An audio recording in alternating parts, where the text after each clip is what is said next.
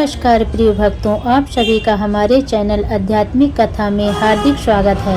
आज के इस पावन वीडियो में हम आपके लिए लेकर आए हैं शनिवार व्रत की पवित्र और फलदायी कथा, जिसका श्रवण और पालन करने से भगवान शनि की कृपा सब भक्तों पर बनी रहती है और सबकी मनोकामनाएं पूर्ण होती हैं और जीवन में सुख शांति समृद्धि आती है। तो आइए श्रद्धा और विश्वास के साथ इस शनिवार व्रत की कथा को सुनते हैं। इस समय स्वर्गलोक में सबसे बड़ा कौन के प्रश्न पर नवग्रहों में विवाद हो गया। विवाद इतना बड़ा कि परस्पर भयंकर युद्ध की स्थिति बन गई। निर्णय के लिए सभी देवता देवराज इंद्र के पास पहुँचे और बोले, हे देवराज, आपको निर्णय करना होगा कि हम में से सबसे बड़ा कौन है। देवताओं का प्रश्न सुनकर देवराज इंद्र उलझन में पड़ गए। इंद्र बोले, मैं इस प्रश्न का उत्तर देने में असमर्थ हूँ। हम सभी पृथ्वी लोक में उज्जैनी नगरी में राजा विक्रमादित्य के पास चलते हैं। देवराज इंद्र सहित सभी ग्रह देवता उज्जैनी नगरी पहुँचे। महल में पहुँचकर जब देवताओं ने उनसे अपना प्रश्न पूछा तो राजा विक्रमादित्य भी कुछ देर के लिए परेशान हो उठे, क्योंकि सभी देवता अपनी अपनी शक्तियों के कारण महान थे। किसी को भी छोटा या बड़ा कह देने से उनके क्रोध के प्रकोप से भयंकर हानि पहुंच सकती थी। अचानक राजा विक्रमादित्य को एक उपाय सूझा और उन्होंने विभिन्न धातुओं स्वर्ण, रजत, चांदी, कांसा, तांबा, शीशा, रागा, जस्ता, अपरक, अवा, लोहे के 9 आसन बनाए। धातुओं के गुणों के अनुसार सभी आसनों को एक दूसरे के पीछे रखवा कर उन्होंने देवताओं को अपने अपने सिंहासन पर बैठने को कहा।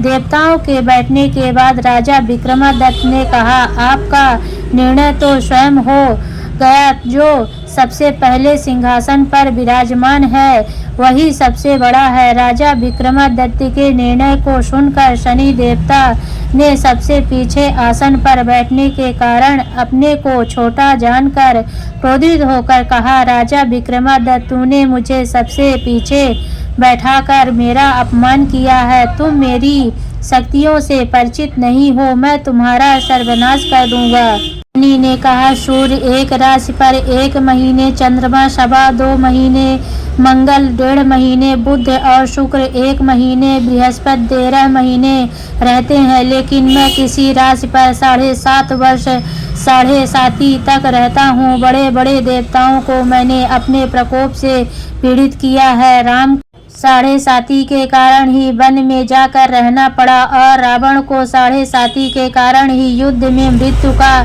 शिकार बनना पड़ा। राजा, अब तू भी मेरे प्रकोप से नहीं बच सकेगा। इसके बाद अन्य ग्रहों के देवता तो प्रसन्नता के साथ चले गए, परंतु शनि देव बड़े क्रोध के साथ वहां से विदा हुए। राजा विक्रमादित्य पहले की तरह ही न्याय करते रहे। उनके राज्य में सभी स्त्री पुरुष बहुत आनंद से जीवन यापन कर रहे थे। कुछ दिन ऐसे ही बीत गए। इधर शनि देवता अपने अपमान को भूल न पाए। विक्रमादित्य से बदला लेने के लिए एक दिन शनि देव ने घोड़े के व्यापारी का रूप धारण किया और बहुत से घोड़े के साथ उज्जैनी नगरी पहुँचे। राजा विक्रमादित्य ने राज्य में किसी घोड़े के व्यापारी के आने का समाचार सुना तो अपने अश्वपाल को कुछ घोड़े खरीदने के लिए भेजा। घोड़े बहुत कीमती थे। अश्वपाल ने जब वापस लौटकर इस संबंध में बताया तो राजा विक्रमादित्य ने स्वयं आकर एक सुंदर व शक्तिशाली घोड़े को पसंद किया। घोड़े की चाल देखने के लिए राजा उस घोड़े पर सवार हुए तो वह घोड़ा बिजली की गति से दौड़ पड़ा। तेजी से दौड़ता घोड़ा राजा को दूर एक जंगल में ले गया और फिर राजा को वहां गिराकर जंगल में कहीं गायब हो गया। राजा अपने नगर को लौटने के लिए जंगल में भटकने लगा, लेकिन उन्हें लौटने का कोई रास्ता नहीं मिला।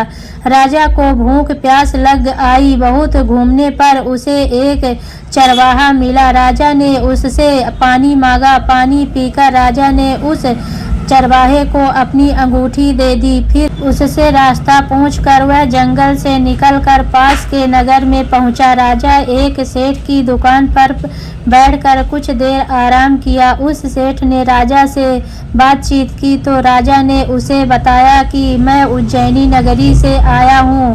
राजा के कुछ देर दुकान पर बैठने से सेठ जी की बहुत बिक्री हुई। सेठ ने राजा को बहुत भाग्यवान समझा और खुश होकर उसे अपने घर भोजन के लिए ले गया।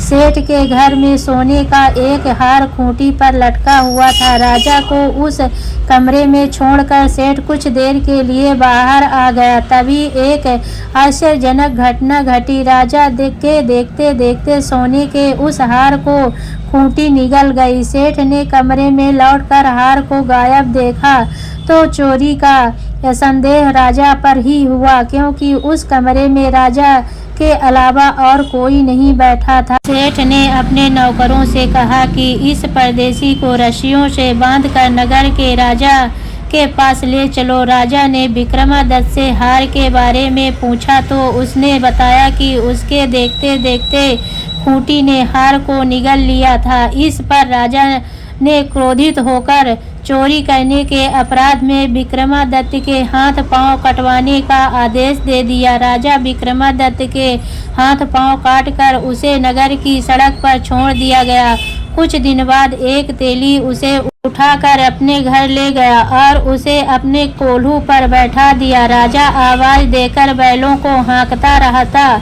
इस तरह तेली का बैल चलता रहा और राजा को भोजन मिलता रहा। शनि के प्रकोप की 7.5 पूरी होने पर वर्षा ऋतु प्रारंभ हुई।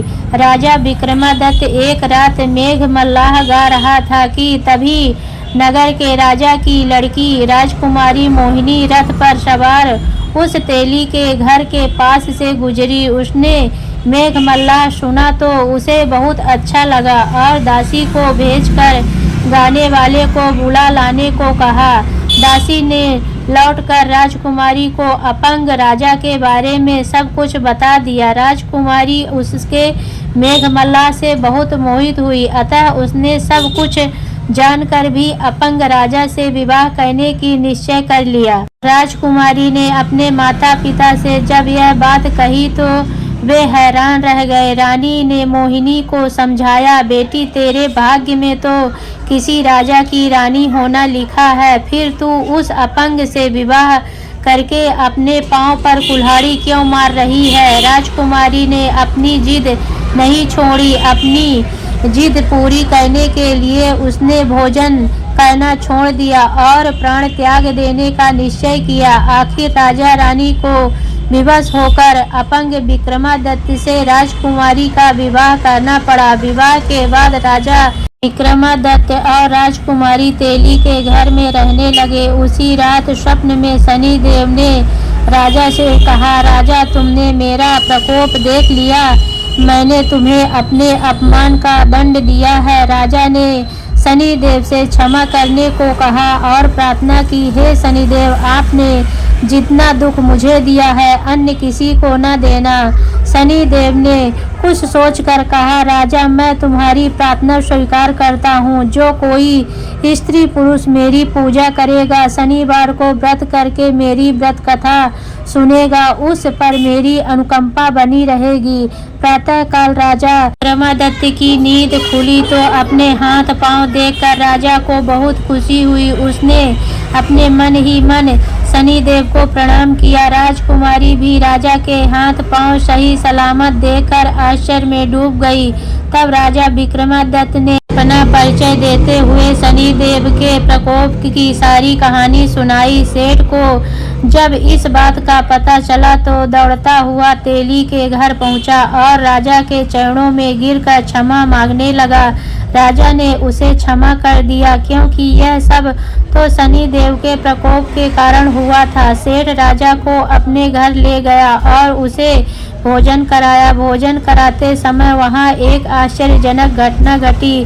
सबके देखते देखते उस खूंटी ने हार उगल दिया। सेठ जी ने अपनी बेटी का विवाह भी राजा के साथ कर दिया और बहुत से स्वर्ण आभूषण धन आदि देकर राजा को विदा किया। राजा विक्रमादित्य राजकुमारी मोहिनी और सेठ की बेटी के साथ उज्जैनी पहुँचे तो नगर वासियों ने हर्ष से उनका स्वागत किया। अगले दिन राजा विक्रमादित्य ने पूरे राज्य में घोषणा कराई कि शनि देव सब देवों में से सर्वश्रेष्ठ हैं। प्रत्येक स्त्री पुरुष शनिवार को उनका व्रत करे और व्रत कथा अवश्य सुने। राजा विक्रमादित्य की घोषणा से शनिदेव बहुत प्रसन्न हुए। शनिवार का व्रत करने और व्रत कथा सुनने के कारण सभी लोगों की मनोकामनाएं शनिदेव की अनुकंपा से पूरी होने लगी। सभी लोग आनंद पूर्वक रहने लगे। बोले शनिदेव भगवान की जय।